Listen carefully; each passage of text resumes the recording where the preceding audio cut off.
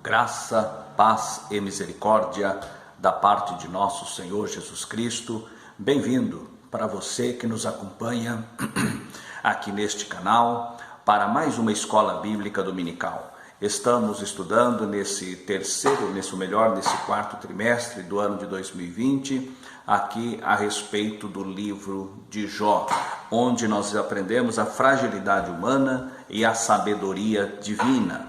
Hoje estaremos comentando a lição de número 8, a teologia de Zofar. O justo não passa por tribulação? É isso que nós vamos aprender, comentar nesta lição para a glória do nome do Senhor Jesus. O texto áureo da nossa lição está no livro de Jó, capítulo 11, o versículo 18, que diz: E terás confiança, porque haverá esperança. Olharás em volta e repousarás seguro. E a verdade prática é, segundo as Escrituras, até mesmo o justo passa por tribulação. A teologia de Zofar não difere das demais teologias de Bildade e da teologia de Elifaz. Não difere. Para Zofar, o justo não passa por tribulação. Assim também, o segundo Bildade, se há sofrimento, é porque há pecado oculto. Essa era a teologia de Bildade na última lição que comentamos. E na teologia de Elifaz, só os pecadores sofrem. E nós vamos ver agora, para Zofar, o justo não passa por tribulação. E é esta teologia, este segmento teológico que tem crescido nesses últimos dias, nesses últimos anos, onde se aproxima a vinda do Senhor Jesus. Um desvio doutrinário tem corroído, tem minado os marcos da igreja do Senhor Jesus Cristo. Por isso, a escola dominical é o maior centro de ensino das igrejas Assembleias de Deus, onde aqui nós aprendemos a verdadeira doutrina, a genuína palavra de Deus, onde as arestas doutrinárias são aparadas aqui na escola bíblica dominical. Você que nos acompanha, você que é aluno, você que é professor da escola dominical, você está de parabéns, porque na escola dominical é onde nós encontramos um assunto, um ensino genuíno da palavra de Deus, que procura fazer a farinha na panela, para tirar as más doutrinas, os maus ensinamentos. E aqui nós encontramos Zofar, cujo nome quer dizer gorjeador. O gorjeador é o mesmo aquele que canta, aquele falastrão, por assim dizer, em linguagem bonita, em linguagem poética. Porém, nós vemos que esse terceiro amigo é o mais impiedoso, o mais cruel, o mais ofensivo do que os dois que o antecederam. Este aqui, esse pseudo-amigo, ele é o mais incisivo, o mais crítico, o que apresenta uma condenação mais forte contra a pessoa de Jó. Logo de início, ele começa a mostrar sobre a sabedoria de Deus, e ele aconselha a Jó logo no capítulo 11, ele faz apenas 2 discursos, os outros fizeram 3 discursos cada um. E já Zofar ele faz apenas 2 no capítulo 11 e depois no capítulo 18 ele faz, ou melhor, capítulo 20, ele faz o seu discurso. Então nesse primeiro, ele já aponta a respeito de Jó, trazendo uma acusação bastante forte. Primeiramente, ele afronta aqui a sabedoria de Deus, dizendo que Jó não conhece a sabedoria de Deus. E que se ele conhecesse a sabedoria de Deus, ele então entenderia o porquê e qual era e porquê da razão deste sofrimento, dessa tribulação que ele estava a passar.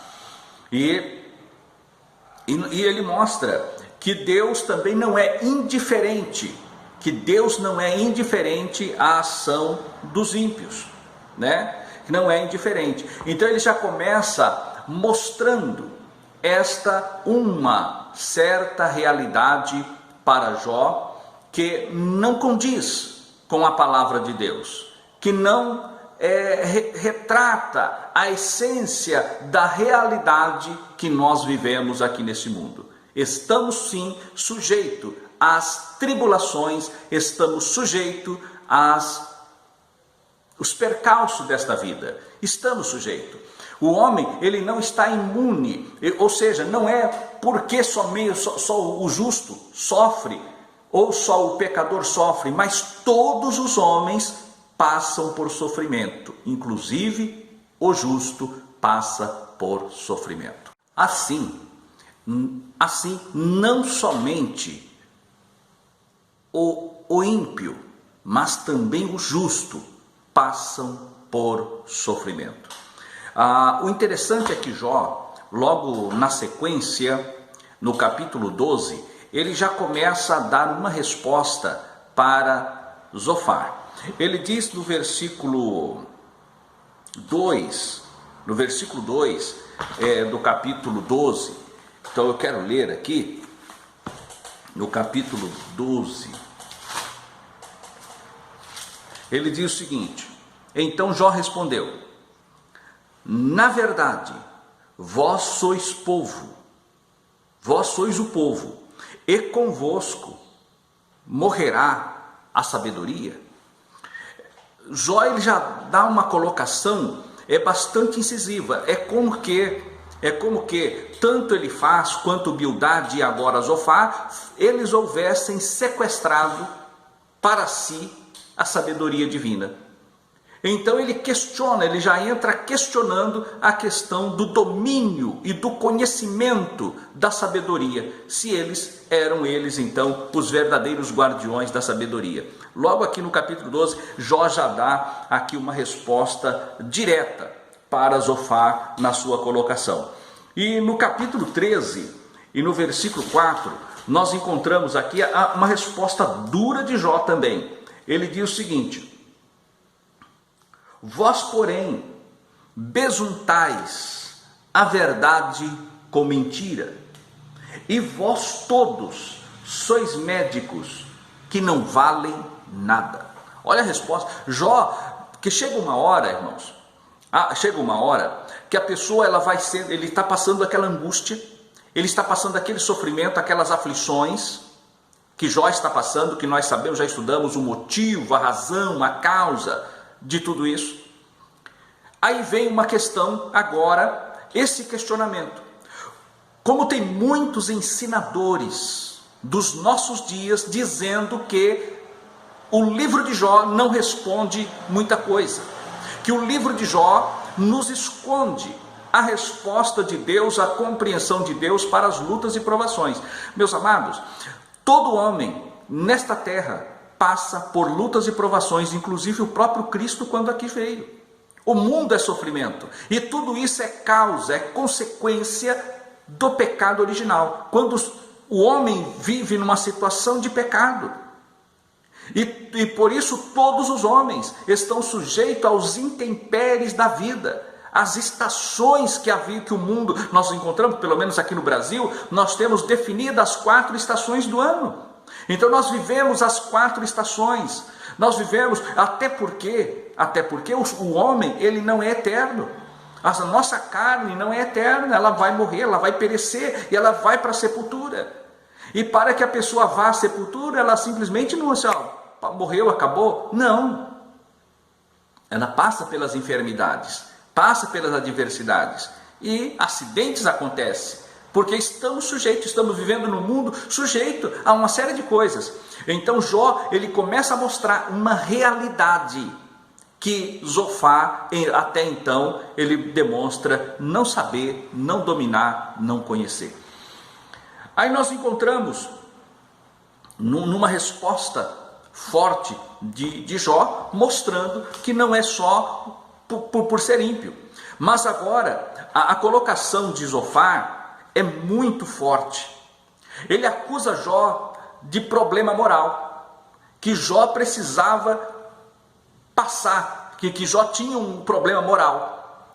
E ele diz mais ainda, que ele indica 3 passos para que Jó pudesse seguir para sair daquele sofrimento, que seria ele ter uma conduta correta, oração e também uma renúncia ao pecado. Versículos 13 e também o versículo 14, aqui nós encontramos esta colocação de Zofar. Ele sugere, olha só, dá licença.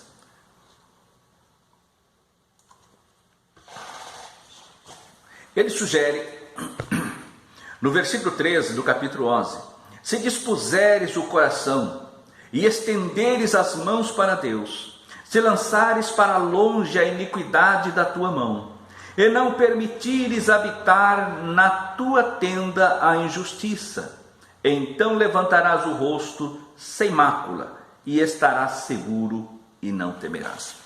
Ele dá a Jó 3 passos, né, que seria a respeito de uma conduta correta, mudança de conduta, através da oração e através da renúncia ao pecado, para que ele pudesse ser vitorioso.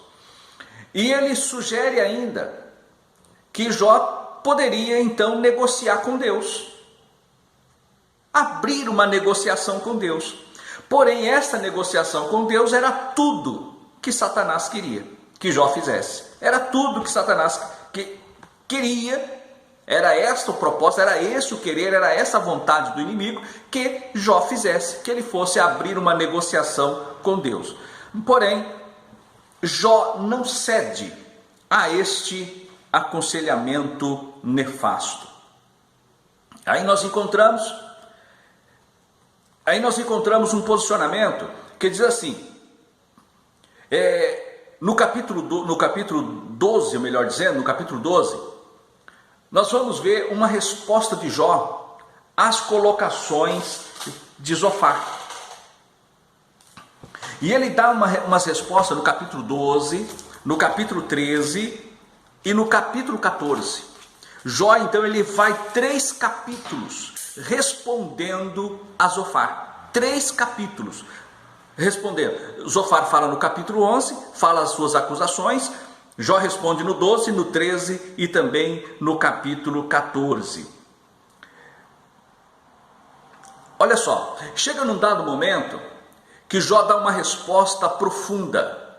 Jó dá uma resposta profunda. Quando é questionado a respeito, mas o justo não pode passar por tribulação. Olha, esta é um questionamento que foi levantado, inclusive por Asaf. Asaf era um profeta, um músico, um cantor. Ele tocava, ele cantava, ele compunha hinos para adoração a Deus. Há muitos salmos que foram escritos por Asaf. E um deles, ele diz o seguinte, ele chega no momento que ele está no momento de adversidade, e ele começa a se questionar, porque o justo, irmãos, passa por angústia, o justo passa por sofrimento, o justo passa por tudo isso.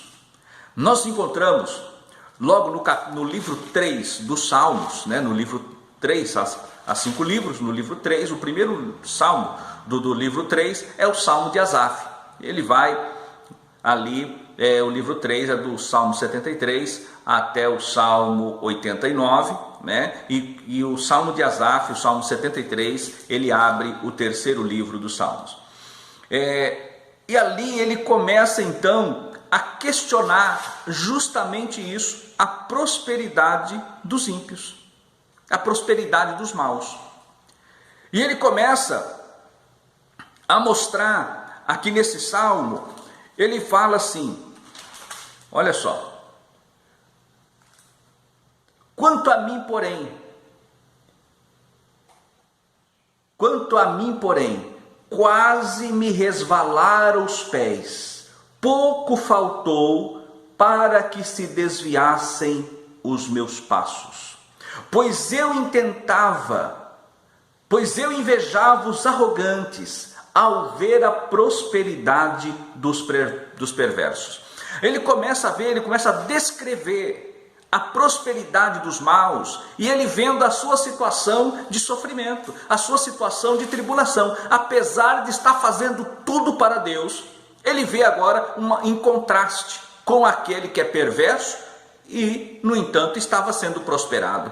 Mas quando chega no versículo 17 do Salmo 73, o Asaf, ele profere a seguinte coisa: até que eu entrei no santuário de Deus e atinei com o fim deles.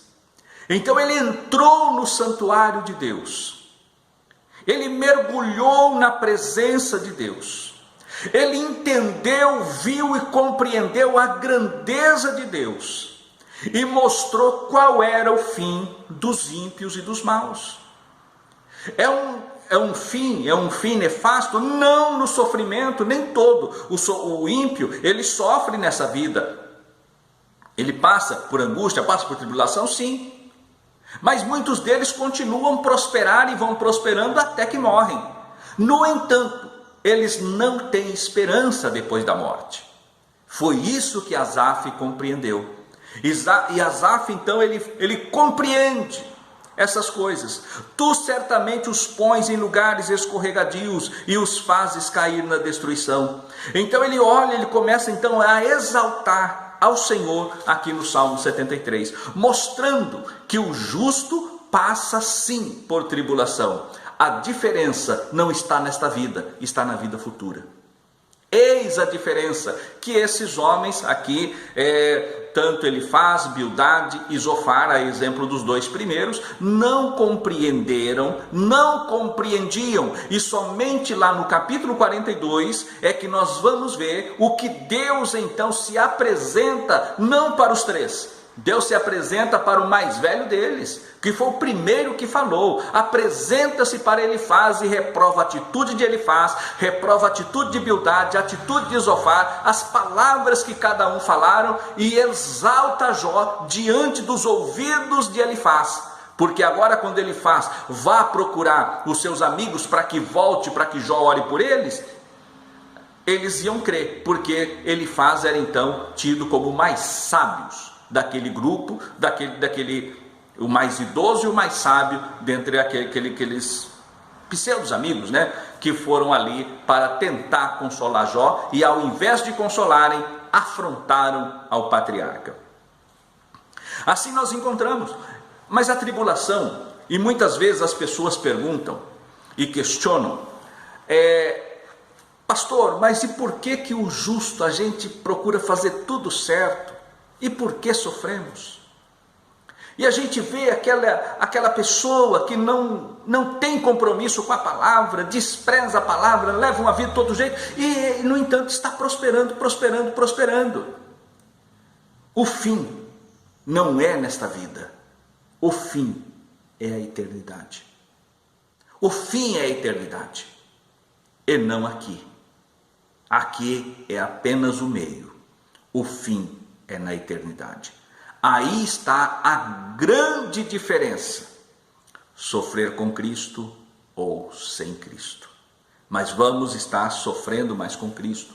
E olha só, Paulo, escrevendo aos Romanos, no capítulo 5 da sua carta, ele diz assim: sendo, pois, justificados pela fé, tendes paz com Deus, sabendo que a tribulação produz a paciência.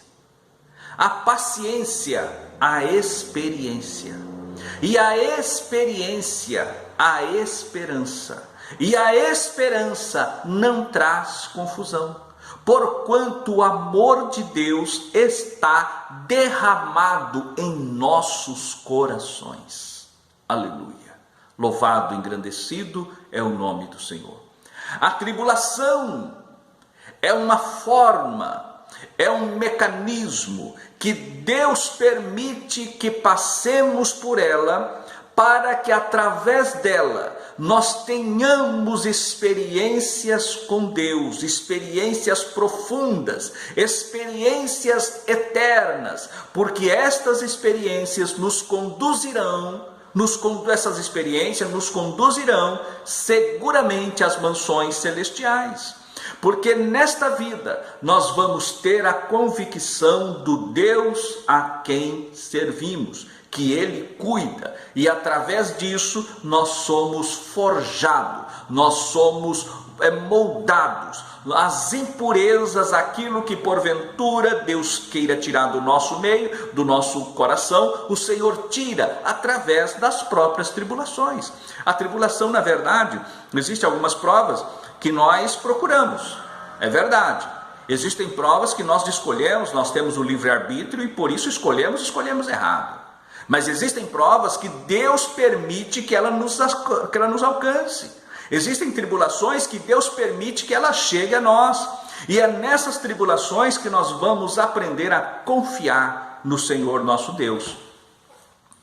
Eis que, olha só, e tudo isso, quando fala da esperança, foi o que levou Jó a ter esta reflexão. Aqui no capítulo 13 e no versículo 15, ele diz o seguinte: olha só, quando Jó, ele, naquela angústia em responder aos seus amigos, ele diz assim: ainda que ele me mate, nele esperarei. Aleluia. Ele chega, ele fala assim: já não tenho esperança. Ele chega num dado momento e fala: acabou a esperança. Mas depois ele diz: mas ainda que o Senhor me mate, nele eu estou esperando. Glórias a Deus. E agora, quando ele fala essa colocação, ele está mostrando aqui no capítulo 13, no versículo 15, está mostrando a sua inteira dependência e confiança em Deus. Ele diz: não vivo em pecado, não estou em pecado, não tenho pecado em pecado oculto. Eu peco como qualquer ser humano peca. Ele mostra que ele não diz que ele não tinha pecado algum, mas ele reconhece a fragilidade do ser humano, que é um ser pecador. Ele reconhece isso, mas ele diz o seguinte: olha, ainda que o Senhor me mate, eu estou esperando nele. Glórias a Deus. Louvado é o nome do Senhor Jesus. Mas aí ele segue e faz uma bonita comparação no capítulo 14. Ele fala da vida humana, da fragilidade do ser humano, e compara o ser humano com uma erva. E ele diz assim: nasce com, versículo 14, 2, nasce como a flor e murcha, foge como a sombra e não permanece. Ele fala da brevidade da vida, da fragilidade da vida humana. Mas no versículo 7 do capítulo 14, Jó continua dizendo: porque há esperança para a árvore, pois mesmo cortada ainda se renovará, e não cessarão os seus rebentos. Se envelhecer na terra a sua raiz, e no chão morrer o seu tronco, ao cheiro das águas brotará, e dará ramos como a planta nova. O homem, porém, morre e fica prostrado. Expira o homem, e onde está? Ele mostra que a árvore ainda tem esperança, mas o homem não. Mas quando ele chega aqui no versículo 14, ele diz: morrendo o homem, porventura tornará a viver? Todos os dias da minha luta esperaria até que eu fosse substituído. Glória a Jesus. Mas Jó, ele demonstra a sua esperança, a sua confiança em Deus. E nós vemos que no capítulo 20, quando Zofar volta ao ataque, ele volta a afrontar Jó, justamente depois, quando Jó, ele dá essa resposta aqui a Zofar, e ele pega a palavra, né? E aquela resposta que Jó dá lá no versículo 2 do capítulo 12, ele diz assim: na verdade vós sois povo, e convosco morrerá a sabedoria. Ele faz na sequência, lá no capítulo 15, no versículo 9, não é sobre Elifaz que estamos falando, obviamente, mas só para você que nos acompanha entender. No versículo 9 ele diz: que sabes tu que nós não sabemos? Ou que entendes que não haja em nós? Ele questiona aquela palavra que Jó fala para Zofar. Ele pega esta palavra e parte para o ataque. Jó responde, Jó vai dando as suas respostas. No capítulo 19 ele dá outra resposta, aqui já não a Zofar, não Elifaz, mas a Bildade. E quando ele dá essa resposta a Bildade, então Zofar entra novamente para pegar este gancho, por assim dizer, e atacar novamente ao patriarca. E ele vai trazendo palavra de repreensão, palavra de vergonha, trazendo coisas fortes contra o patriarca Jó. Porém, Jó ouve as acusações e Jó responde às acusações de Zofar.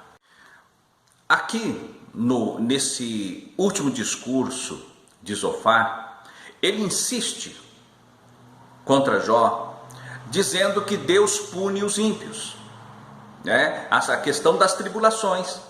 Mas o que Deus faz? Ou melhor, a inspiração que vem a Jó, dada pelo Espírito Santo de Deus, seguramente. Então ele mostra que a experiência humana, a experiência da vida, contradiz o que diz Zofar, evocando para si a grande sabedoria. Aqui nós encontramos o nosso comentarista, ele faz a seguinte colocação: Zofar lembra a Jó que a aparente prosperidade dos ímpios não passa de ilusão e dura apenas um instante.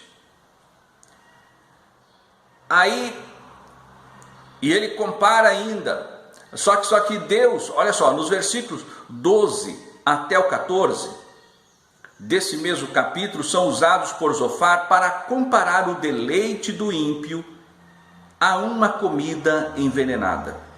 Então ele compara o deleite do ímpio como uma comida envenenada. Em outras palavras, Jó, você é um ímpio, e todo aquele seu deleite, toda aquela glória que você possuía, não passava de uma comida envenenada. E agora você, Jó, está sorvendo daquele veneno, está tendo as consequências daquele veneno que você se alimentou dele. Mas agora, Jó então, ele responde a esta acusação tão ferrenha, tão violenta de Zofar. Ele responde. Aqui nós encontramos, no capítulo 21, que Jó, ele dá uma resposta. Ele dá uma resposta. No versículo 7, nós vamos ver. Olha o que diz. Como é, pois, que vivem os perversos? Envelhecem e ainda se tornam mais poderosos? Seus filhos se estabelecem na sua presença, os seus descendentes ante seus olhos. As suas casas têm paz sem temor, e a vara de Deus não os fustiga. O seu touro gera e não falha. Suas ovelhas têm a cria e não abortam. Deixam correr suas crianças como um rebanho, e seus filhos saltam de alegria. Cantam com tamboril e harpa, e alegram-se ao som da flauta. Olha só, então Jó começa a mostrar que isso aqui vive o ímpio. Aqueles que não temem a Deus, eles vivem isso. Então Jó começa a mostrar agora uma outra realidade. mostrando que eles estavam errados. Olha só, ele mostra que a experiência da vida contradiz a alegação que Zofar estava lhe apresentando. Aí ele segue no capítulo 21, fazendo aqui a sua defesa. Mas Jó, olha só, no versículo 13, passam eles os seus dias em prosperidade e em paz descem à sepultura. E são esses os que disseram a Deus: retira-te de nós, não desejamos conhecer os teus caminhos. Que é o Todo-Poderoso para que nós o sirvamos? E que nos aproveitará que lhes façamos orações? Vede, porém, que não provém deles a sua prosperidade. Longe de mim o conselho dos perversos. Quantas vezes sucede e se apaga a lâmpada dos perversos? Quantas vezes lhes sobrevém a destruição? Quantas vezes Deus na sua ira lhes reparte dores? Quantas vezes são como palha diante do vento? E como a pragana arrebatada pelo redemoinho? Então, aqui Jó começa a dizer que Deus, ele, às vezes, por vezes, Deus então trata também o ímpio. Mas não é somente o ímpio que sofre. Ele estava no sofrimento. No entanto, não era ímpio. Por isso, nós aprendemos aqui nesta lição, aqui mostrando a fragilidade, a deficiência desta teologia de Zofar, que o justo não passa por tribulação. O justo passa sim por tribulação. O próprio Jesus, ele diz lá em João, no capítulo 16, no mundo tereis aflições, mas tende bom ânimo, eu venci o mundo. Glórias a Deus. No mundo tereis aflição, mas eu venci o mundo. Diz mais ainda, Pedro numa ocasião pergunta: Senhor, nós deixamos tudo e te seguimos, o que vamos ganhar? Qual será a nossa recompensa? O Senhor diz: será 100 vezes tanto nesta vida, em tribulações, perseguições, açoites, mas no futuro, a vida eterna. Então nós vamos passar por angústia, vamos passar por sofrimento. A igreja cresceu em meio a tribulações, em meio a angústia, em meio a sofrimento. Mas as angústias, tribulações e sofrimentos não pararam o Evangelho. Muito pelo contrário, trouxeram pureza ao Evangelho, afinco ao Evangelho. E o Senhor então abençoou o seu povo, e o Senhor prosperou o seu povo em meio às grandes e muitas tribulações, e deu vitória à sua igreja. Não será diferente. Estamos vivendo a tribulação, os momentos que antecedem a vinda de Jesus. Estamos vivendo um momento de grande angústia entre as nações. O Brasil em angústia, a América do Norte em angústia, a Europa em angústia, o Oriente em angústia, a Ásia em angústia. Nós estamos vivendo o período das angústias das nações. O mundo em perplexidade, sem saber o que fazer, como solucionar essa questão viral que tem atingido como uma seta do inferno no meio da raça humana, e ninguém sabe o que fazer, nem como fazer, e nem quando ou onde isso vai dar, e se é que vai acabar um dia. Nós não sabemos. Angústias e tribulações. Muitos entes queridos já foram embora. Muitos líderes espirituais, homens de Deus, foram recolhidos no meio desta crise de pandemia. Não foram só os ímpios que morreram, muitos crentes morreram. Talvez você que está me ouvindo aqui nesta escola dominical, você perdeu alguém querido dentro da tua casa por conta desta pandemia. A tribulação bateu, mas o Senhor Jesus não te abateu. Guarde isso. A tribulação bateu na tua porta, mas o Senhor não te abateu. Muito pelo contrário, Ele te sustém e Ele te levantará, te preservará e por fim te arrebatará, e estaremos para sempre com o Senhor. Que Deus os abençoe, que Deus os guarde, e até a próxima lição, se Deus quiser.